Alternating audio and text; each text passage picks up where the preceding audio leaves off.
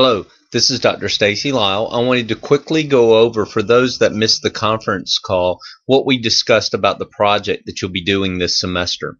Basically, there are three different modules or three different projects throughout the semester. We'll be studying cadastral systems and how cadastrals or cadastres are used in trying to solve problems. Pretty much what the theory is that anytime you do any kind of study or work, it involves who owns the property.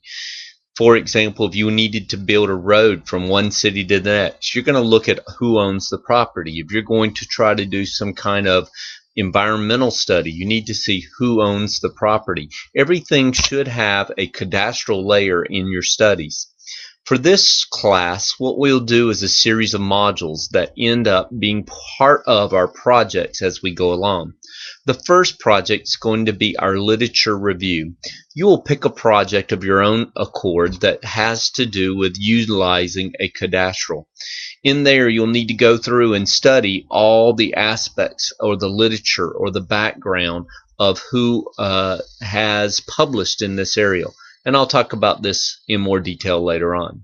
That will be your first project that you will submit, and I will get that back to you. The second will be to actually build a GIS that utilizes a cadastral. Next, you'll want to go through and submit that in the forms of maps or data, things that I can review, and then give you my comments and look at that. The third project will be your final paper that you will write. In that paper, you'll write a typical scientific paper that has an abstract, an intro, a background, a methodologies, and then results, and then conclusion.